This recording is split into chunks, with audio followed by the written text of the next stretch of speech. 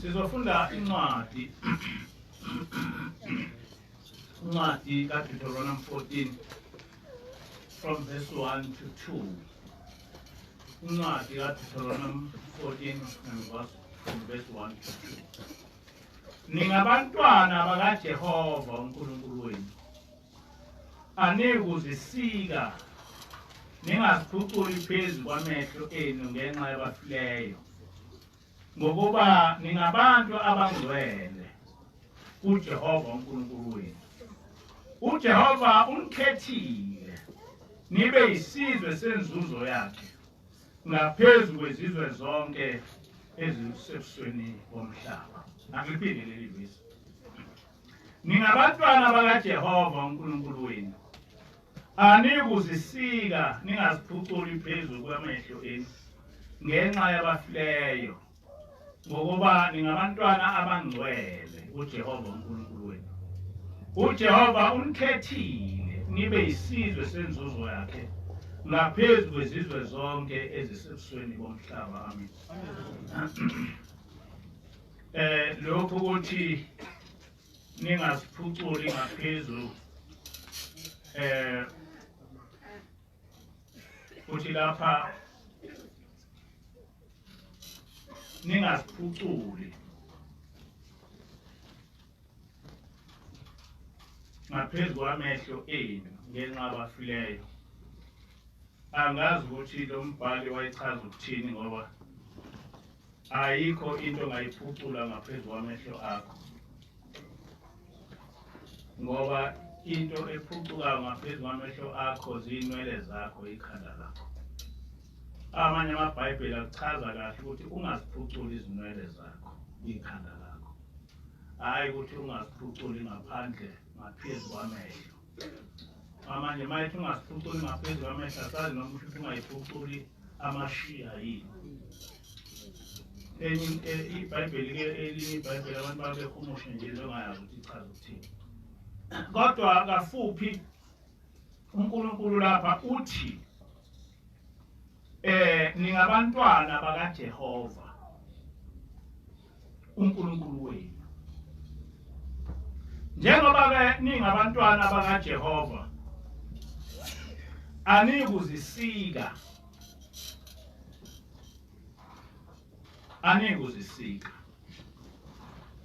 ningaziphuculi noma ningawaphuculi amakhanda enu, ngoba nisizwe esikhethwe uNkulunkulu phezu kwezizwe zonke zomhlaba. Le nkulumo abakho abantu abake bezihlanganise nayo, ngoba uNkulunkulu lapha wayekhuluma nabantwana bakwa-Israyeli. uNkulunkulu wayekhuluma nabantwana bakwa-Israyeli. Kodwa namhlanje akakho umuntu ongathi abantwana bakwa-Israyeli baphi. Akakho umuntu ongathi abantwana bakwa-Israyeli baphi, ngoba kuthiwa salahleka. Abantwana bakwa-Israyeli balahleka. Ngakho-ke leli Bhayibheli likhuluma nabantu abalahleka, nenzalo yabo engekho eyalahleka, kwalahleka isizwe sonke. Uma sikhuluma ngabantwana bakwa-Israyeli apha sikhuluma ngabantu mhlawumbe ababeziyigidi ezizabo-6, ngoba baphuma eGibhithe beziyigidi 2 or ezingaphezu kwegidi 2. Uma ubala iminyaka bephuma eGibhithe nokufika kaNkulunkulu ningabe umnyaka. Kodwa-ke kuthiwa laba abantwana bakwa-Israyeli balahleka, abaziwa. Isizwe sakwa-Israyeli asikho, salahleka. Umbuzo-ke ufanele uyibuze wona ukuthi umuntu ulahleka kanjani? Abantu abaziyigidi mhlawumbe ezisithupha balahleka kanjani? Ngiyafisa ukuthi ngikucacise njengoba ngizolokhu ngikucacisa, ngoba lokho kufanele kungene ey'ngqondweni zenu ukuthi abakho abantwana bakwa-Israyeli abalahleka. Yebo, abantwana bakwa-Israyeli ngo-70 AD behlulwa ngamaRoma kodwa babaleka eRoma kodwa abalahlekanga ngoba abakho abantu abangavele belahleke bengazange bangena olwandle bacwila angeke kwenzeke lokho that is impossible lokhu ukuthi abantwana bakwa-Israyeli balahleka senziwa iphuphu lokhu ukuthi abantwana bakwa-Israyeli balahleka senziwa iphuphu abantwana bakwa-Israyeli babekwe kwi-Middle East lapha ngaseGibhithe bathi ma behlaselwa amaRoma babalekela e-Afrika bathi ma bese-Afrika bahlangana nezizwe zase-Afrika bahlala kuzo kodwa zabathatha ukuthi bazigqila abanye bahamba baya koma-West Africa bayohlala bafudukela e-West Africa abanye behla beza neno njengathi nje amaNguni nabeSuthu nabanye sasuka seza neno abase-West Africa base bethengiswa ngezinye izizwe ezimnyama bebathengisa kuma-Arabs babazigqila ezathengiswa kuma-Arabs abanye bathengwa ngamaPutukezi isizwe sokuqala esathenga abantu abamnyama kwaba amaPutukezi uzizwe ezimhlophe emva kwalokho base bethengwa ngama-Americans njengoba nazo nje kukhona ama-Black Americans noma ama-African Americans ama-African Americans athengiswa bathengiswa babese-West Africa bethengiswa abantu abamnyama abanye bathengiswa kuma-Arabs abanye bathengiswa ku-Amerika abanye bathengiswa kwamazwe ahlukene babazigqila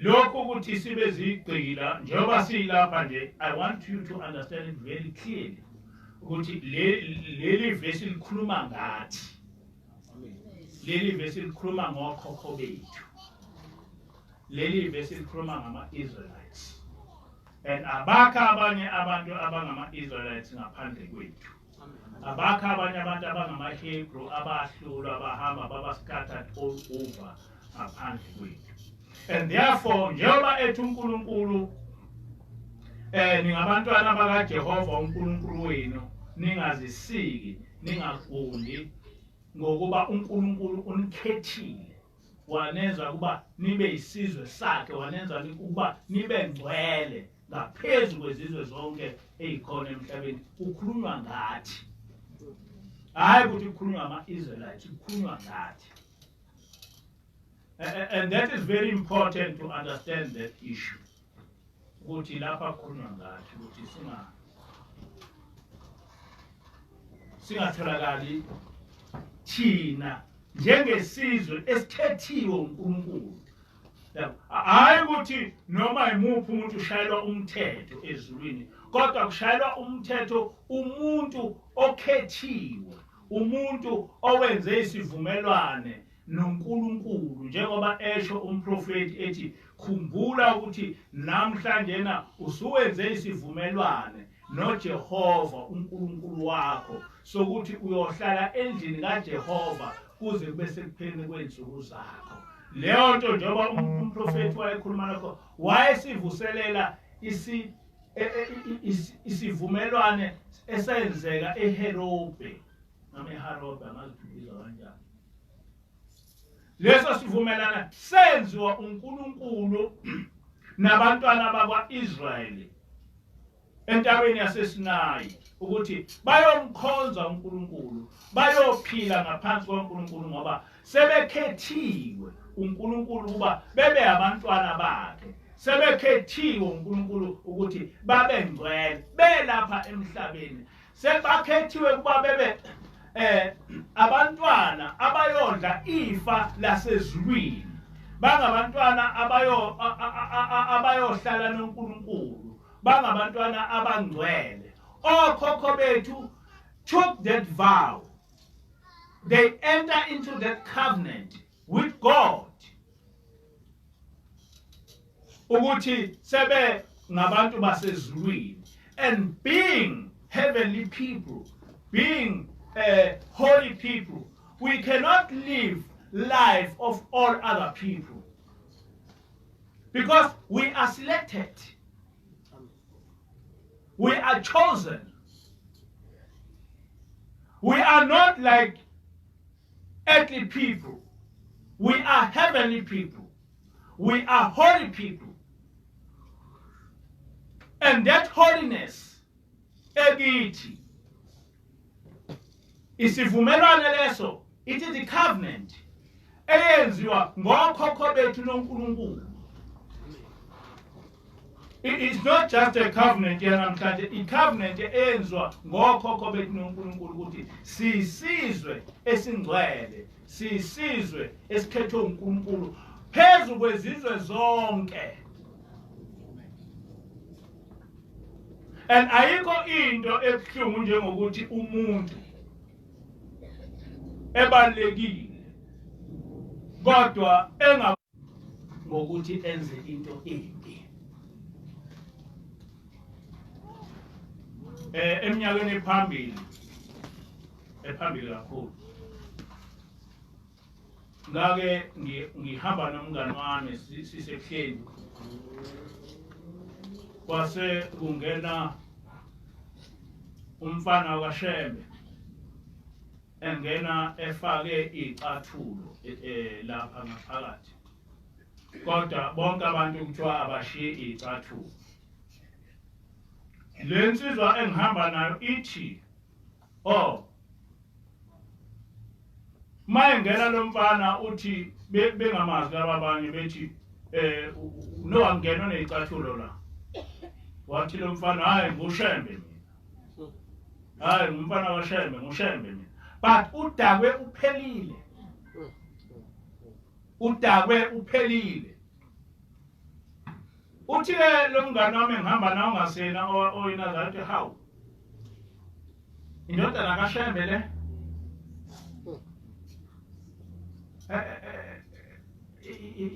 Ledakwe kanje indodana kaShembe le. So he is saying kubantu ukuthi mina ngindodana kaShembe, njengoba nisibona lesi sidakwe esinjena yimina ngindodana kaShembe. Ngindodana kaShembe mina. Ngingena necathulo uthi ke lo muntu engizena lapha, lo muntu lona ngizomintroducer ekholweni. Ngizomintroducer ekholweni. Kodwa he is not honoring the fact yokuthi uyindodana kaShembe, ufuna ukugqama ngokuthi uyindodana kaShembe ngokuba enze ihlazo. Ayikho into ebalekile njengokuthi you become proud of what you are by doing what is good. You become proud of what you are by giving examples to people ukuthi njengoba ngingcwele nje ngingcwele ngempela.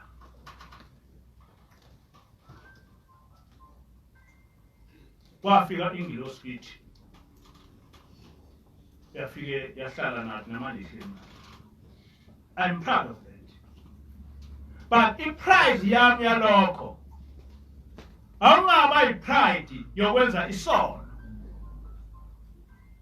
Abantu bafanele bethi lo muntu ngempela kufanele ukuthi ingilosi ihlale naye ngoba ungcwele, akasenzi isono. Uma ngimi phambi kwenu akufanele ukuthi ngibe nechashaza lesono because ngingcwele.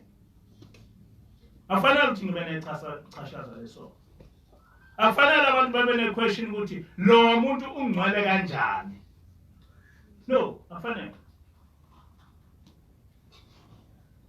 Ngoba uma ngenza njalo ngizobe ngilahla ifa lasezulwini engilinikile. uNkulunkulu ungethembile, uNkulunkulu ungithandile, and I must show ukuthi uNkulunkulu ungithandile I must show ukuthi uNkulunkulu uyangithanda ngokuthi ngibe isibuko kubantu ukuthi this person, when this person says he is holy, he is indeed holy, because we have never seen him sinning in any way. Nani uma ngimi phambi kwenu ngithi ngcwele fanele ngingabana umuntu ozothi hayi bataka ngcwele. Hayi akangcwele yasho kodwa. I always say ukuthi mina yoba ngiphambi kwenu ngasebenza ngaze ngathatha impesheni. At one stage I was a prosecutor. At one stage I was a clerk. At one stage I was a magistrate, a district magistrate. At one stage ngaba imanje phatha imanje. At one stage ngaba se regional court. At one stage ngaba director. I've got no fear yokuthi khona umuntu ongathi hawu Mpanza usewumfundisi. No fear of that kind of. Ngoba ngangibizwa ngokuthi ngumfundisi ngisasebenza. Angiqalanga ukuba umfundisi ngoba sengumgcotshwe ukuba umfundisi. Ngaba umfundisi ngisasebenza. uNkulunkulu wabona ukuthi kufanele ukuthi ngibe umfundisi ngoba abantu basebembonile ukuthi kufanele ngibe umfundisi. Ayikho indawo engangasebenza kuyo engathi mangiqhamuka bese kuqhamuka umuntu ethi hawu nawu usumfundisi. No. Because Baba is umfundisi. Ngingabi umfundisi. Because of the behavior. Because of the behavior. It is so unfortunate that today we've got so many pastors, the so-called pastors, and so many prophets, the so-called prophets. But laba bantu abathi bangama pastors, abathi bangama prophets, batithulela igama likaNkulunkulu phansi. Batithulela igama likaNkulunkulu phansi. Ngoba ngibiza ngegama lika elikhulu kabi ngithi ngumprofeti kanti ngisigebengu. Ngibiza inkulungwane zabantu zibe phambi kwami ngitshele into engekho. Ukholwa akhambi kanjalo. Uma uthatha into kaNkulunkulu ufanele ube neqiniso. Ngoba uma uneqiniso you don't fear anything. You don't fear anything. When you are truthful you don't fear anything. Even noma ulele uyazi ukuthi ngilele njena ingilosi zingibhekile, and they've got the reason to surround you, because reason yabo ukuthi they know ukuthi lo muntu lona ngaye kukhona kungena abantu ezulwini. And kuyo yonke into oyiyona kufanele ukuthi umuntu okhethe ukuthi ube kuleyo nto ejabule ngawe. Njengoba ngimi phambi kwenu ngikhuluma ngendaba kaNkulunkulu, kufanele ukuthi uNkulunkulu ejabule ngami. Ejabule ngami. Kufanele ukuthi ingilosi ijabule ngami. Kufanele ukuthi abangcwele bejabule ngami. All the time, in whatever you do, there is nothing wrong in doing what you are doing for the purpose of impressing the one who has sent you to do what you are doing. There's nothing wrong with that. Uma uthunywe uNkulunkulu ukuthi yenza into ethize, make it a point ukuthi leyo nto oyenzayo uNkulunkulu is proud of you. Make it a point that God is proud of you. And therefore you must look at all angles. Ubone ukuthi, am I satisfying God by doing this? Am I satisfying God by doing this? How does God look at me? Is he happy?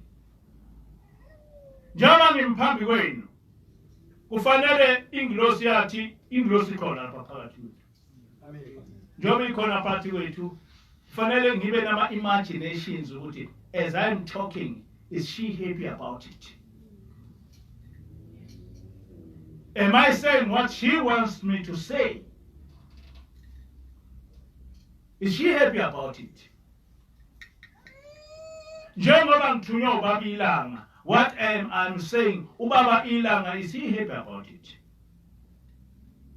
Njengoba wathi ubaba ilanga ngikhulume indaba yokukholwa, ngikhulume indaba kaNkulunkulu njengoba sasifundiswa umprofeti, njengoba ekhona ewumoya phakathi kwethu, is he saying angiyazi le nto esiyikhulunywa lo mfana?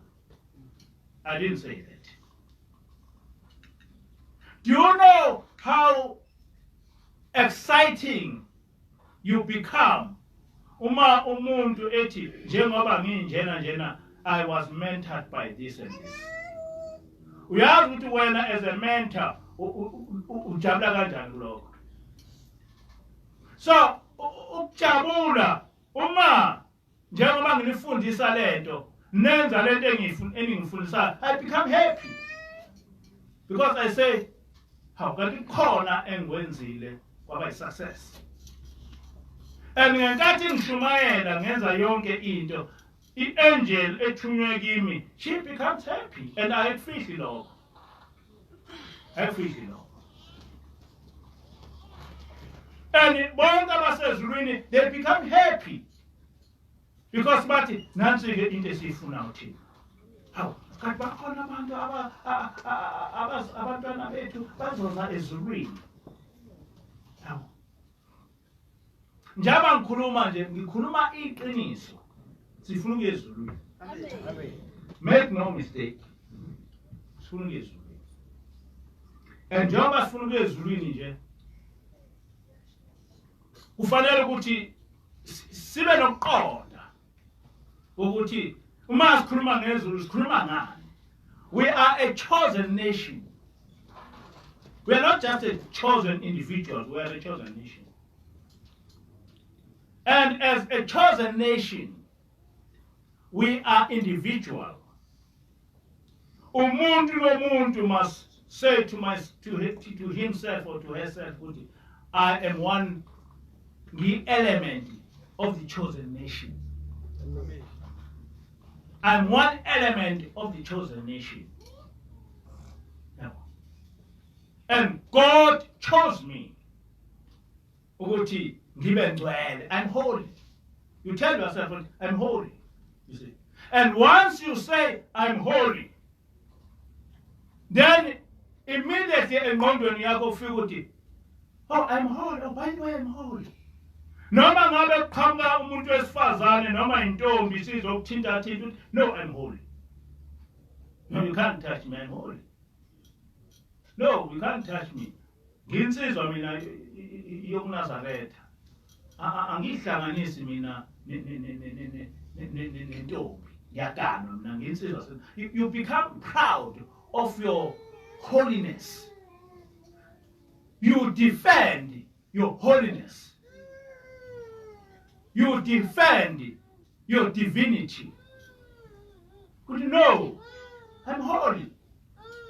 And as I'm holy, no, mina ngintombi nginkosazana. Yabona inkosazana iyafana nengilosi. A maiden, a Nazareth maiden, is just as good as an angel. But depending on whether she is really a maiden or not. But a maiden, a real maiden, is just like ingilosi. Ziningabi izinto esingakwazi ukuzenza lapha kodwa ezikwazi ukwenziwa amakhosazana. Akuvumelekile ukuthi kimi inkosi imbusise. Ngiyabaza abantu abakwazi kodwa kufanele ukuthi mina mawubonga ke ukuthi inkosi imbusise. Kodwa amakhosazana avumelekile ukuthi inkosi imbusise.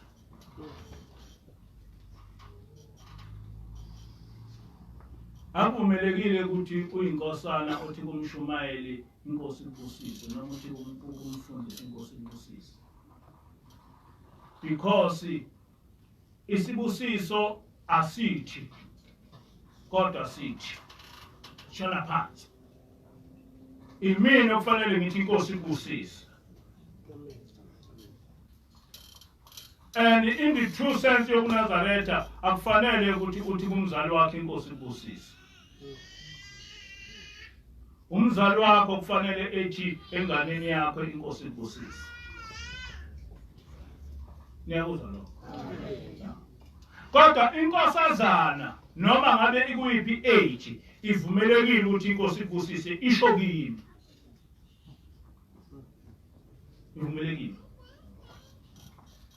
Lento sasifundiswa ingilosi. Ngangiyazi ngingazi ukuthi imi kanjani kodwa ingilosi ifike yasichazela kahle. Ukuthi awukwazi akakho umuntu ovumelekile ukuthi ethi inkosi ibusise.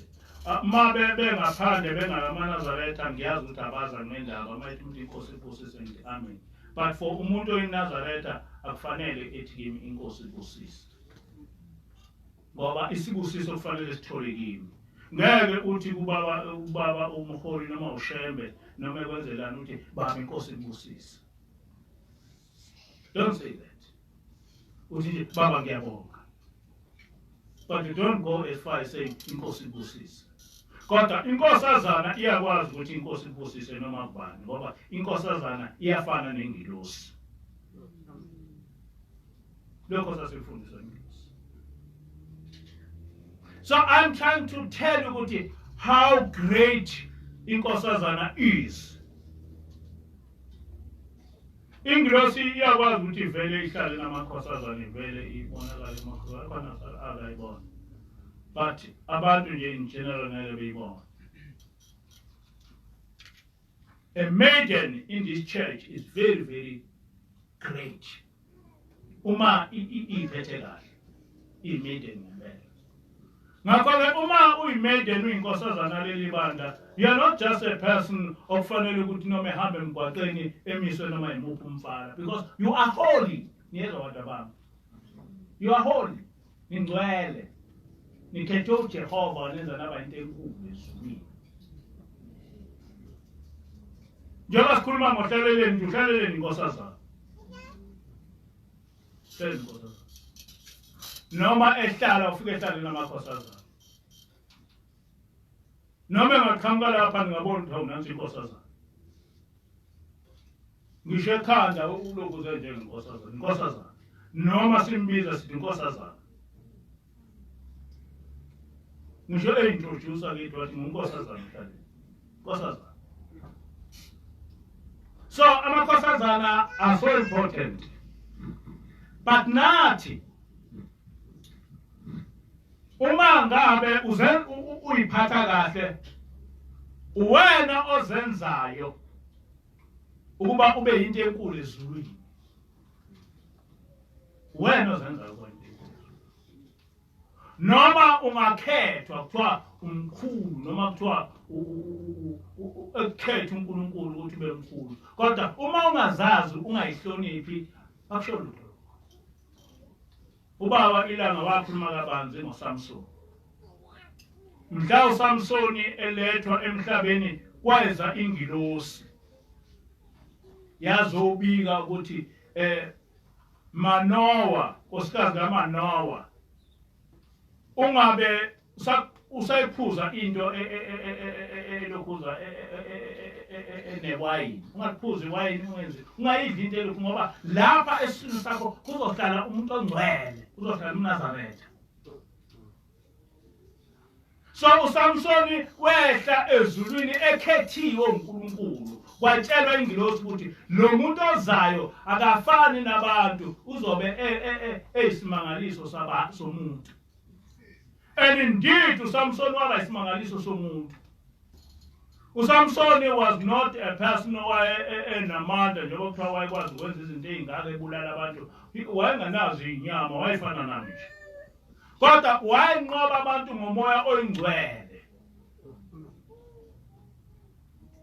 Uthi-ke ubaba lo mntwana wayekhethiwe ezulwini kodwa wayengahlakaniphile akazange wayibona lento iyona ukuthi ibaleke kangakanani wayisebenzisa ukuthi wayisebenzisa eqonyweni wasuka kule ntombi waya kule ntombi wasuka kule ntombi waya kule ntombi at the end wazohlangana nentombi kanti sekusathane usathane wambona ukuthi wakahlakaniphile kodwa yena wayevele ezulwini elethwe ingilosi kodwa wathatha lokhu kuhlakanipha kwakhe wathatha lokhu ubungcwele bakhe lokhuza wakunikeza izinja wathatha lokhu ubungcwele bakhe wakunikeza ingulube njalo uJesu uthi ningathathi ama-parallels iyazi uthi ke uJesu uma nenze njalo ingulube ngisho ungayifaka iparallel ilokhuza itshe elitholakala ngaphansi kolwandle olu very expensive more than a gold uthi kodwa uma ungathatha ingulube uyifake ilokhuza iparallel iyongena nayo odakeni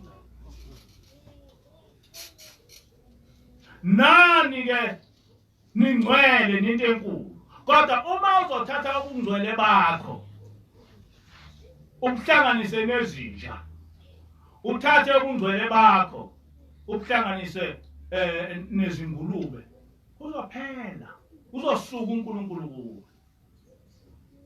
uthi kwaba njalo uSamson wasuka kule ntombi wangena kulena wacabanga ukuthi ngoba enamandla wasebenzisa amandla kuba impress izitha zakhe wasebenzisa amandla akhe to impress dogs wasebenzisa amandla akhe to impress swines and at the end uSathane wayesayisebenzisa lena waqonywa intombi kanti intombi ayina uthando kuphela efuna ukuba imdestroy yasithi ngitshele ubungcwele bakho ngitshele lamandla akho ukuthi aqhamukaphi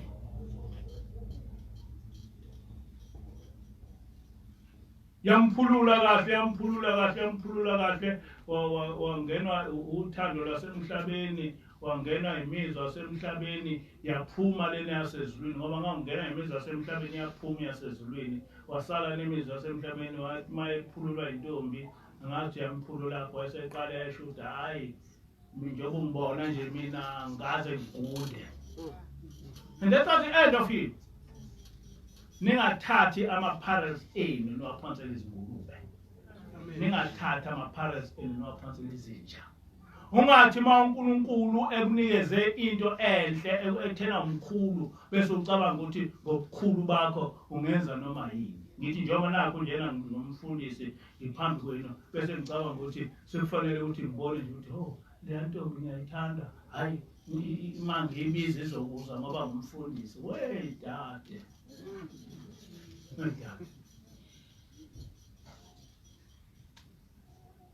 ushembe wenza into enhle kabi akulula ukuthi kuleli bandla lamaNazaretha uze kuthiwa umshumayeli uthandana namakhosikazi othandana nomkhokheli because njengoba ngimfundisi njena akakho umuntu wesifazane ongaqhawula akakho ngamsukela ngabi leqhawe ngisho nabo amakhosana ngakho umuntu ongaqhawe anqhawe because yonke imkhuba iqhawulile uthi umfundisi utholakale use-office nonkosikazi yonke isikhathi nibambana naye sandla ubambana inkosikazi yomuntu ngesandla ubambana nentombazane ngesandla kuzokwenza kanjani ukuthi ingavuki imizwa ngaphela indoda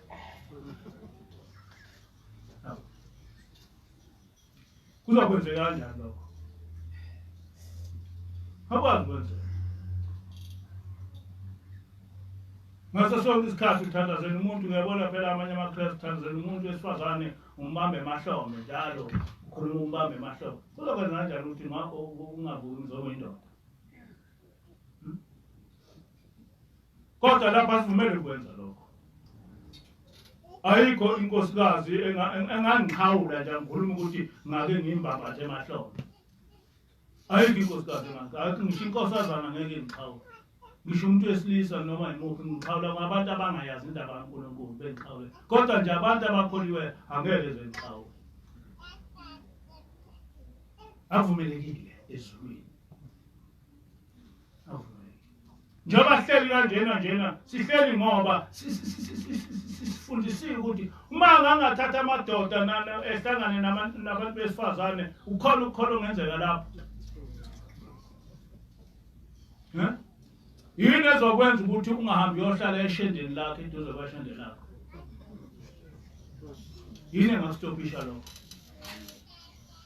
uma ngathatha amadoda ngwahlanganise namakhosikazi yini engenza ukuthi indoda ingahlali eduze kweshende layo uma ngathatha amakhosazana ngwahlanganise nensizwa yini engenza ukuthi intombi ihlale eduze kwensizwa eyithandayo noma insizwa ihlale eduze kwentombi yini engenza ukuthi bengashelani behlele esontweni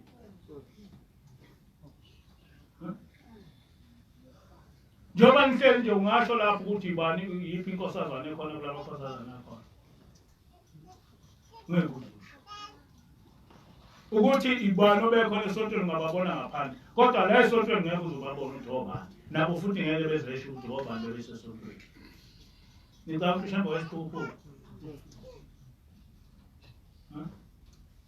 wesiphuphu no ushambe wanted to keep the holiness yabantu abakholiwe ukuthi njengoba nilapha njena ufana nokuthi uthandaza ubhekile uma uthandaza you must close your eyes because uma uthandaza ubhekile uzothi uthandaza ububuka lapha then the next thing awusazi ukuthi uthandaza uthini so indaba yokuthi uma uthandaza ucimeze ukuthi there must be focus in your prayer you must focus. You must concentrate on one thing. So the same thing is because we must concentrate. Awukwazi ukuthi ulokhuze umuntu wesifazane uhlale eduze kwendoda engasiyone yakho. Ngisho eyakho kodwa ngcono ke lo yakho. Kodwa ukuthi ngathi umuntu wesifazane uhlale nenye indoda esontweni kwenzeka kwaziwani ukuthi uthini uma uphathwa lapho njengoba ninobabili. Mhlawumbe lihleli phambi kwami njengoba lihleli ngababona kanjani abantu abathi behleli kanti babambene ngababona kanjani so there must be focus and there must be really respect uma uye esontweni akufanele ukuthi uthi ngiye esontweni ngifuna ukubona ishende lami ngiye esontweni ngifuna ukubona isesheli sami no not in the church. Not in the church service. Njengoba ngilapha njena I have been made become very distant from any other person and that is purposeful. Akufanele ukuthi kube khona ebandleni amanazatha it was for purpose ukuthi abantu amakhosikazi ebenomkhokheli because yonke inkinga zabo bayibeka umkhokheli ma zifika kimi fanele ifike kimi ngoba sekunenkinga but generally zonke ilokho zafanele beyomkhokheli ngoba I'm a man, I'm not supposed to come close to bantu abasifazane noma kanjani. And the reason why uthola kuwo wonke amabandla uthola umuntu ethi umprofeti kodwa uyatholakala usedlwengula amantombazana umprofeti uyatholakala useqonyiwe nangamakhosikazi it's because of the very thing eyenzekayo ngeke uyithole kalula leyo nto lapha ebandlela amanazarene ngeke uthole umshumayeli kuthiwa usethandana nenkosikazi umshumayeli usethandana namakhosikazi uzobe wabonaphi ngoba kwanele ukuthi ngingibone ngishumayela but just to come to me privately is not something enzeka kuba. Even ukuthandazela asivunyeliwe lapha ebandleni ukuthi sithandazele abantu ngezandla unless extremely ungenayo indlela. But other than that, kufanele ukuthi kuthandazelwe ngengubo, because uShembe was making that to avoid ukuthi abantu besilisa bephuthaze abantu besifazane.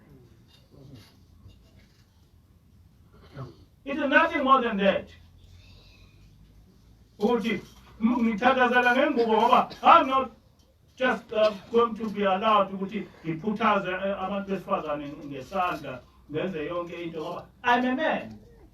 Ukuba a man is not a question of ukuthi ukholiwe nani nani. It's a question of ukuthi if you are a man, you are a man, and you must learn ukuthi I must avoid this in order that this does not happen. You follow what I mean? Ngakho-ke uma ufuna ukuya ezulwini fanele uqale ngokuzakha wena.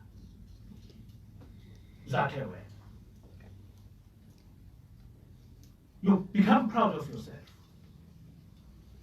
Ungasebenzisi isikhundla sakho to destroy yourself. Because these things are there to destroy yourself. When you are not aware that you are destroying yourself. You are not aware that you are destroying everything about you.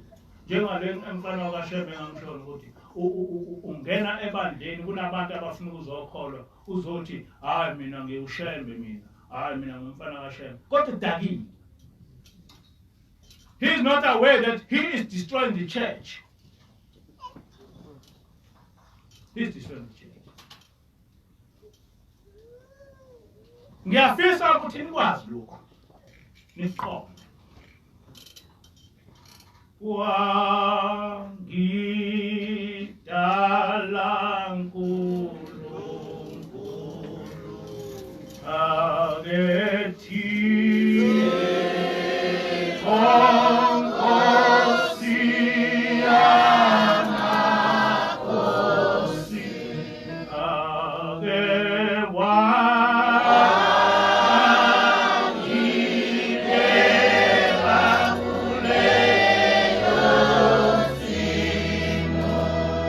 Oh,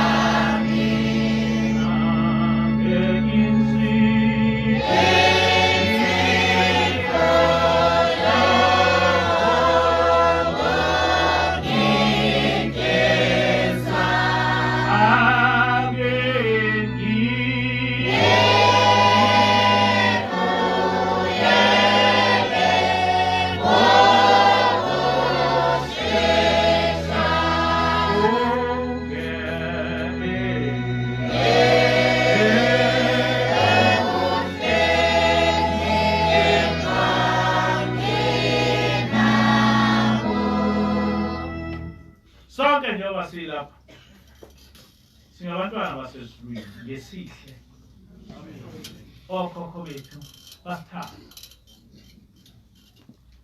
ngesihle. uNkulunkulu wathanda uAbraham ngesihle. uNkulunkulu wathanda uJacob ngesihle. uNkulunkulu wakhetha uMose ngesihle. uNkulunkulu wangena kwi-covenant nathi ukuthi singabantwana bakhe. Njengoba ke singabantwana bakhe sifanele ukuthi siphile njengabantwana bakhe. Njengoba singabantwana abangcwele kufanele siphile njengabantwana abangcwele.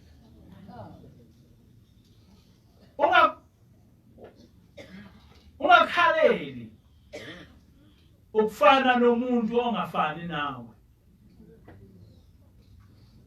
Uthena uNkulunkulu sisizwe sakhe, sisizwe esingcwele, sikhethiwe, singabantwana bakhe. Ngakho-ke uma ungcwele ungayihaleli impilo yabantu abangangcwele. Ungayihaleli ngoba awufani nabo. uNkulunkulu ukhethe ukuthi uma uhamba lapha emhlabeni uye kuye. Ngakho-ke ungakhaleli ukuba uphile impilo yabantu abangazuhlala noNkulunkulu. Njengoba singamaNazaretha njena usikhethile uNkulunkulu singamaNazaretha. Ngakho-ke asingathi singamaNazaretha bese sihalela impilo yabantu abangayiwo amaNazaretha. Njengoba ethi uNkulunkulu singasiphuculi iy'nwele zethu because singcwele. Usibekile isizathu uNkulunkulu ukuthi why kufanele singayiphuculi iy'nwele. Uthena ningakwenzi lokhu, ningayiphuculi. Even ngabe kufiwe uthi ngisho ngabe kungenxa yabafileyo. Niyabona ukuthi ngisho emandulo kwakuye ukuthi abantu mangabe befele bese begunda. Ngoba wayengeke uNkulunkulu eyibhale lento uma yayingenzeki emandulo. Niyangizwa ngithini? Niyabona ukuthi sisuka kuphi? Ngoba wayengeke uNkulunkulu eyibhale lento ukuthi ungagundi even ngabe ugundela ufiwe. Which means ukuthi nangekhathi zakudala abantu babe bethi makufiwe bese bethi hayi ngoba kufiwe kasigunde ngoba namanje ikhona lelo siko lokuthi uma kufiwe igunda. Kodwa uthi uNkulunkulu but for you because you are holy, because you are mine, don't do it. Don't do things enibona zenziwa ngabanye abantu because you are holy, because you are mine. So don't do it. Njengoba namhlanje ufica abantu namantombazana namadoda kakhulukazi laba abangama-actors ufica beyibhalile benze yonke into abantu sekubezilwana usazi noma amadube noma yini bonke abantu imizimba yabo bayifaka ama-tattoo benza yonke into. Kodwa uNkulunkulu uthi for you don't do it. Don't do it. Because you are holy, because you are mine. And being mine, don't do something which I detest. These things, as abantu, are abominable to me. They are disgusting. And being disgusting, don't do it. Ngithi ke ungakhaleli ukwenza isono. Ungakhaleli. Yonke into yenzayo wenze into ethandwa. Manje ke ngithena lesihloko sikhuluma ngokuthi silahlile ifa lethu lomngcwele. Kufanele uyazi into yakho ethandwa uNkulunkulu. Njengoba njena sihleli kanjena sithandwa uNkulunkulu. Ngoba uNkulunkulu usibhekile uthena abantu besifazane endaweni yami bangahlangana nabantu besilisa because bazokwenza isono. Ngoba immediately nje usesontweni bese kuba khona umuntu oseceleni kwakho esenixoxa naye njengomfazi nendoda noma njengesoka noma njengeshele sekuyisono nixoxa nje nicaba ukucabanga nje lokho sekuyisono sekubhala isono. And God says we must avoid it. But abantu basemhlabeni bangabona kuyinto ephansi kodwa phansi. Njengoba nilalele ningi amadoda nilalele inkonzo akho umuntu esifazane oseduze kwakho. Nani makhosikazi nilalele inkonzo akho umuntu wesilisa oseduze kwakho. Nani makhosazana nilalele inkonzo akho umuntu wesilisa oseduze kwakho nomama uzolokhu ekuthethisa. Uze nje esontweni uzolalela inkonzo.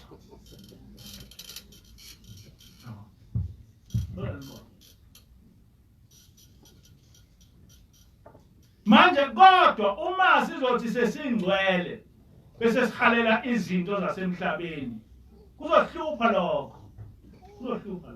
Because it means that you are not aware of who you are. You are not aware that you are holy. And being holy, awazi ukuthi iholiness iphathwa kanjani. Ubungcwele bakho kuphathe ngobunono. Amen. Njengezikhali zamantumba. Abesho njalo sisi. Ubungcwele bakho be proud of it. Thani no. Mina ngiyinkosikazi ka-2014 angiyenzi njalo. Wakwasho njalo umkhokheli. Wathi ukuthi ngineshwa. Uma uthi inkosikazi ka-14 weshelwe indoda. Matishwa le. Uthi inkosikazi ka-14 weshelwe indoda. There's something wrong with you. Fanele uyonikela ukuthi inkosi kwenze njani.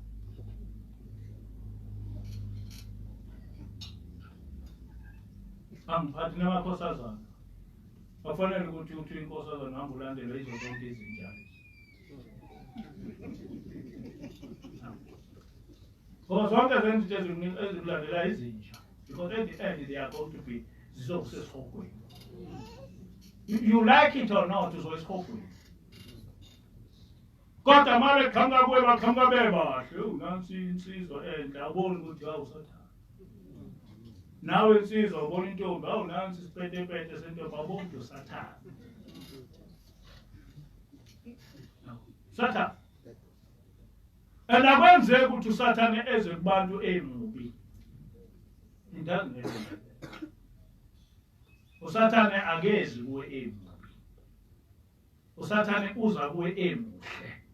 Uma eza kuwe uyakuswenkela. Uyakuswenkela usathane. Futhi namazwi ozowakhuluma kuwe uyawanungisa. Nolimi ozokhuluma kuwe uyakulungisa. So zonke insuku siswenkela usathane. Njengoba sikhona nje siswenkela usathane, namakhosazana aswenkela usathane, nabesilisa baswenkela usathane, namakhosikazi aswenkela usathane. So usathane mayiza kuyaswenka. Omunye kuzindoda ize nemoto enhle. Engigqoke kahle. Nentombi ma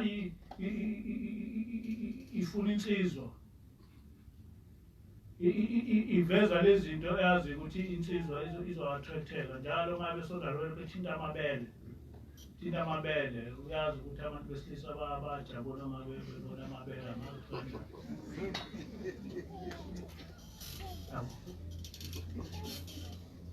Abanye belokhuza izinto, abanye beneyingubo. Manje nje sekusele nje ukuthi bekhumule iphedi.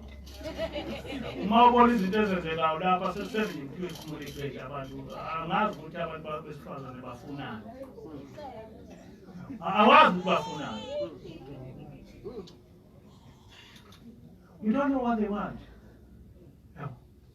And abantu besilisa ba-attracteka bethotheke idemon nje liphambi kwakho. Idemon phambi kwakho but you are attracted. Awusiye nasezulwini. Awusiye nasezulwini. I'm saying izinto ezibhlungu. Ukuthi if you want to be holy, avoid such things. Don't be attracted by devilish things. No, don't. Ungahambe nje uthatha isipoki njena uqhamuka intombazana ifake ipende umlomo ilobuza amashiya ziyibomi nje zonke lezo. Bese-ke wena-ke na ufika athetha yini ekuyathethayo umuntu wesifazane opende umlomo? Yini ekuyathethayo umuntu wesifazane ofaka amashiya? Yini ekuyathethayo umuntu wesifazane onama-tattoo? Yini ngempela oyifunayo? Yini ifunayo? Thani mina ngiyinsizwa ka-23. Ungavumi nje ukuthi umuntu wesifazane ekuthinte. Ungavumi. Kodwa futhi ziqhenye of what you are. Ugeze kahle, there's nothing wrong ugeze kahle, there's nothing wrong nokuswenkela. But awuswenkele yena umuntu, uswenkele uNkulunkulu. Uswenkele uNkulunkulu. Njengoba nize esontweni njena beniswenkile. Sonkela. Ngamanye semngcwabeni nigqoke kahle. Ngiqokeleni umuntu, ngiqokele ukuthi nithande uNkulunkulu. Ngisho ukuthi-ke asingathathi ama-parents ethu siwaphansele ingulube, ngoba ingulube ayiyazi into enhle. Iyolithatha leli parent ilifake, ngisho ngabe ungalifaka entanyeni yalo, iyongena nalo odakeni, ingene nawe odakeni. Ungathathi ubungcwele bakho ubuphansele izinja, because inja iyohlala iyinja, ayivunyelwiwe ukuthi ingene ezulwini. By its nature, inja kayingeni ezulwini. Funda incwadi yesambulo 22, noma sambulo 22 years, from verse 14.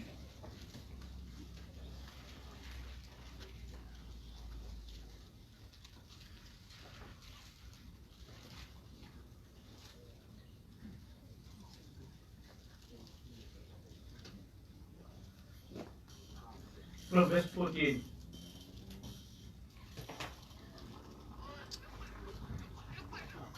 Babusisiwe abahlanza izingubo zabo ukuba bathole ilungelo labo emthini wokuphila, bangene emzini ngamasango. Ngaphandle kukhona izinja nabathakathi nezifebe nababulali nabakhonza izithombe nabo bonke abathanda nabenza amanga. Amen. uNkulunkulu akusho manje-ke uthi-ke uJesu ungathathi ubungcwele bakho ubuphansele izinja, ngoba izinja azihlangani nobungcwele. Izinja zihlala ngaphandle kwasezulwini. Ngakho-ke ningakuthathi ubungcwele benu ngokuphansela izinja. Inkosi kusele khona emzulwini. Amen.